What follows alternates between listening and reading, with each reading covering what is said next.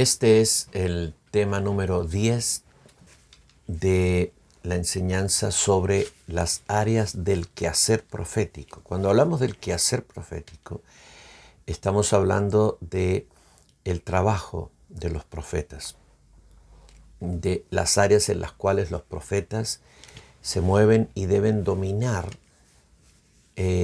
muy bien por causa de sus funciones. Los maestros se mueven en otras áreas y deben ejercer otros dominios en otros aspectos. También los evangelistas tienen otra configuración ministerial y se mueven en otras áreas. Pero hoy en esta serie estamos hablando sobre el trabajo, el quehacer profético, el trabajo de los profetas. Pero también hemos aclarado que de alguna manera todos los hijos del Señor se mueven proféticamente, se mueven en estas áreas, solo que los profetas lo hacen como más profesionalmente.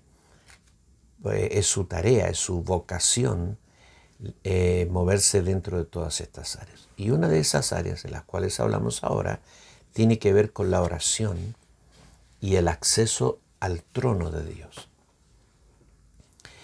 Dios ha establecido una ley de la oración para el funcionamiento del mundo espiritual y el mundo de los hombres también. Y Dios obra en medio de los hombres por medio de leyes, y una de esas leyes es la ley de la oración. La ley de la oración consiste en que Dios no hará nada si alguien no lo pide. Por eso el Señor dijo que pedid y se os dará, buscad y hallaréis, llamad y se os abrirá. Le dijo a sus discípulos: hasta ahora nada habéis pedido, pedid y recibiréis.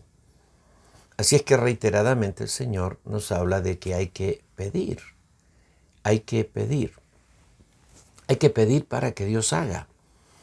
Mucha gente piensa y dice: pero ¿por qué Dios no lo hace si simplemente desea hacerlo? Pues porque estableció una ley en su obrar, y es que el hombre tiene que pedir.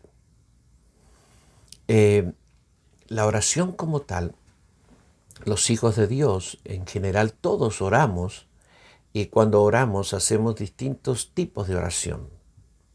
Podemos mencionar la oración de confesión, en la cual nosotros pedimos perdón por nuestros pecados, nos confesamos nuestros pecados. La oración de petición, en la cual pedimos determinadas cosas, quizás para nosotros.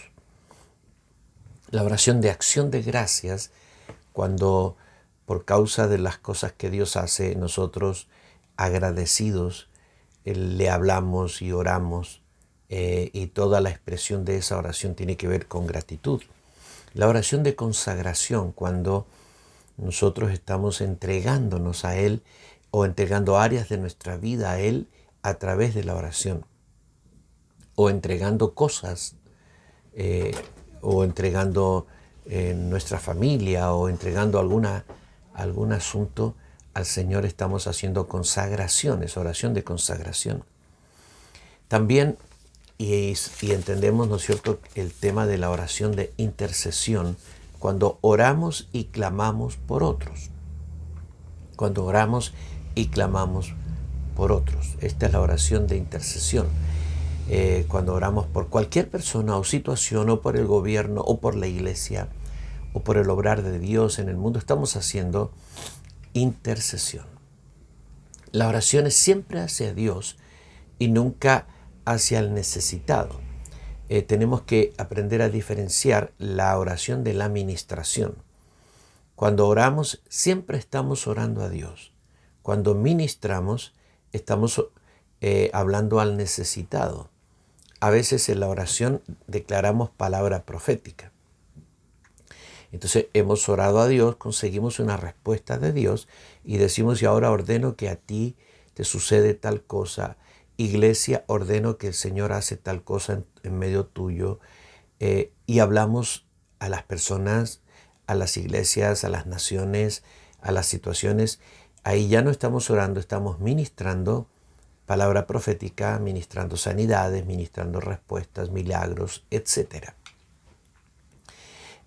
Los profetas los profetas, deben ser expertos en el ejercicio de la oración más que ningún otro. Los profetas se distinguieron todo el tiempo como los grandes intercesores por el pueblo de Dios. Y hay oraciones registradas de los profetas en la Biblia. En el libro de Daniel, en el capítulo 9, Daniel ora, y volví mi rostro, estoy en el versículo 3, buscándole en oración y ruego, en ayuno, cilicio y ceniza. Y oré a Jehová mi Dios e hice confesión diciendo, ahora Señor Dios grande, digno de ser temido, que guardas el pacto y la misericordia con los que te aman y guardan tus mandamientos. Hemos pecado, hemos cometido iniquidad, hemos hecho impíamente y hemos sido rebeldes. Nos hemos apartado de tus mandamientos y de tus ordenanzas. No hemos obedecido a tus siervos, los profetas, que en tu nombre hablaron a nuestros reyes y a nuestros príncipes, a nuestros padres y a todo el pueblo de la tierra. Mira, aquí el profeta está orando de manera vicaria. Los profetas tienen que hacer esto muchas veces. Orar de manera vicaria es orar por otros, pero hacerte cargo de la responsabilidad de lo que otros han hecho. Él está confesando el pecado de manera plural, hemos, aunque él no lo ha hecho. Él no lo ha hecho, pero él dice, hemos pecado, nos hemos apartado, desobedecimos a nuestros reyes, desobedecimos a nuestros príncipes, no escuchamos a los profetas, te desobedecimos a ti, rechazamos tus estatutos, rechazamos tus mandatos, nos apartamos de tus sendas. Él está tomando el pecado del pueblo de manera vicaria o representativa y está confesando a Dios. Los profetas hacen esto continuamente, oran de manera vicaria. Cuando tú intercedes por otros, tienes que desarrollar la oración vicaria, la oración representativa. Debes tomar la carga del otro y confesarla como si tú fueras el otro. Y Dios, estos son trabajos que hacemos en el mundo espiritual. Todo profeta sabe esto que estoy diciendo. Su posición como representante, su posición vicaria en la oración, en la intercesión delante del trono del Señor. Y entonces él termina orando y dice, oye Jehová, versículo 19, oye Señor, perdona, presta oído Señor y hazlo, no tardes por amor a ti mismo, Dios mío, porque tu nombre es invocado sobre tu ciudad y sobre tu pueblo. Y el profeta ahí, que ha hecho esta oración tan magistral en todo el capítulo 9 del libro de Daniel, recibe inmediatamente la respuesta. Dice, aún estaba hablando y orando y confesando mi pecado y el pecado de mi pueblo Israel, y derramaba mi ruego delante de Jehová mi Dios por el monte santo de mi Dios, aún estando hablando en oración, cuando el varón Gabriel, a quien había visto en la visión al principio, volando, vino con presteza a mí como a la hora del sacrificio de la tarde. Así es que los profetas tienen que ser profundos intercesores. Todo profeta debe ser un intercesor. Y una de las tareas de los profetas, escucha, no solamente deben hablar, pero deben interceder. Vimos en una de las charlas anteriores que el profeta Elías le dice al rey, anda y corre porque grande lluvia se oye. La sequía termina, viene una gran lluvia, pero luego él sube al monte a clamar y a dar a luz esa respuesta de la sequía, ese milagro de la lluvia.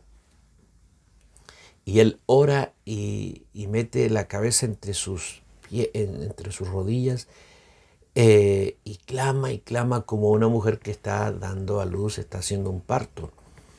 Entonces, una gran tarea de los profetas es orar después de recibir o dar la revelación. El profeta Samuel, en el capítulo 12, está hablando al pueblo de Israel. El pueblo de Israel ha rechazado al profeta y ha pedido un rey. Y primero el profeta se molesta, pero luego Dios lo manda a orar por su pueblo y a hablar a su pueblo. Y los reprende por haber rechazado la teocracia divina, pero dice Dios va a conceder un rey. Y en el versículo 23 dice, así que lejos sea de mí que yo peque contra Jehová, cesando de rogar por vosotros. Antes os instruiré en el camino bueno y recto. Él tiene una responsabilidad de orar por su pueblo todo el tiempo porque es profeta. Esta es una responsabilidad de los profetas, orar. Los profetas están siempre muy cerca del trono de la gracia. Nosotros vemos que los profetas tienen esta tarea de ir a las cortes celestiales, estar continuamente en las cortes celestiales peleando por otros, luchando por otros, llevando delante del Señor la carga y la causa, no propia generalmente, pero de el pueblo, la nación, la iglesia, las personas por las cuales Dios ha traído revelación al profeta, y el profeta va y clama y lucha. Por eso en el libro de Isaías, en el capítulo 62, el profeta Isaías en el versículo 1 dice, por amor de Sión no callaré, y por amor de Jerusalén no descansaré, hasta que salga como resplandor su justicia y su salvación se encienda como una antorcha. Dios había revelado que lo haría, pero necesitaba un siervo de Dios que luchara y clamara por eso. Él dice, yo no voy a descansar hasta que esto se cumpla. Hasta que esto se cumpla. Esta es la oración de la viuda que clama, hazme justicia de mi adversario, hazme justicia de mi adversario. ¿Sí? Y Dios le hizo justicia, el juez le hizo justicia. Y el Señor dice, ¿y no hará Dios justicia a sus escogidos que claman a Él día y noche? Os digo que pronto les hará justicia. Los que más claman son los profetas, y los que más deben clamar son los profetas, porque son los intercesores constantes de Dios. En el versículo, estoy en Isaías 62, en el versículo 6 dice, sobre tus muros, oh Jerusalén, he puesto guardas. Todo el día y toda la noche no callarán jamás. Así es que el profeta además convoca a otros profetas que son los guardas del muro para que clamen y giman delante del Señor. Y además dice, los que os acordáis de Jehová, no reposéis ni le deis tregua hasta que restablezca a Jerusalén y la ponga por alabanza en la tierra. Este es el trabajo profético, el trabajo de la oración, el trabajo de estar delante del trono de Dios presentando la causa hasta que Dios decrete la victoria, el enemigo sea derrotado. En el trono, en la corte celestial, tenemos enemigo, el enemigo que acusa, pero necesitamos al profeta que ore, necesitamos al intercesor que clame, necesitamos aquel que lleva delante del Señor toda esta carga de abogacía espiritual, de intercesión.